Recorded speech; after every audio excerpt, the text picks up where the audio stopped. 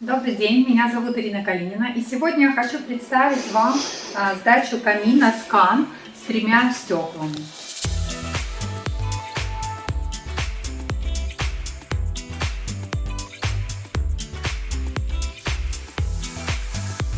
Данный камин у нас имеет широкую обзорность с 3 сторон.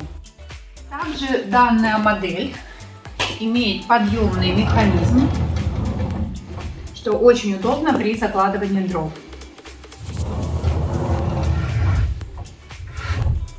Для прочистки камина можно открыть дверцу. Здесь есть фиксаторы вверху и внизу.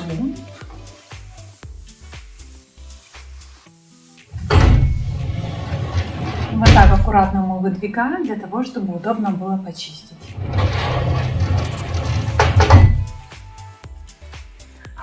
Данная конструкция называется черновой камин. Вот хотела специально вам показать, что обозначает черновой камин. Это отделка вот в материале суперизол, которая проклеена специальным клеем. Вот это и называется, вот это финал чернового камина. В данном проекте будет короб, который мы имеем увеличить.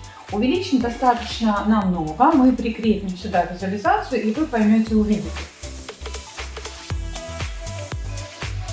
Увеличен будет до такой степени. Поэтому на решетках мы делали доборы. Решетки у нас люфт, я сейчас их покажу. И для того, чтобы когда поставят свой дополнительный каркас и сделают отделку, чтобы воздух все-таки горячий выходил не в межкаркасное пространство, а чтобы он выходил наружу в комнату. В данном проекте у заказчика будет над каминной топкой висеть телевизор.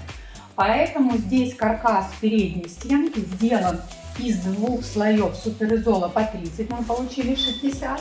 И дополнительно будет делаться каркас, в котором будут спрятаны все крепежи, провода, и сам телевизор будет немного утоплен. Это решетка люфт производителя Сейва. Она у нас будет монтироваться в данную нишу и вниз. Когда мы делаем на отвод воздуха, то так, чтобы горячий воздух ударялся и выходил. Вот он ударяется и выходит. Если мы делаем на приток, то мы монтируем в таком положении решетки, чтобы холодный воздух заходил и шел вперед.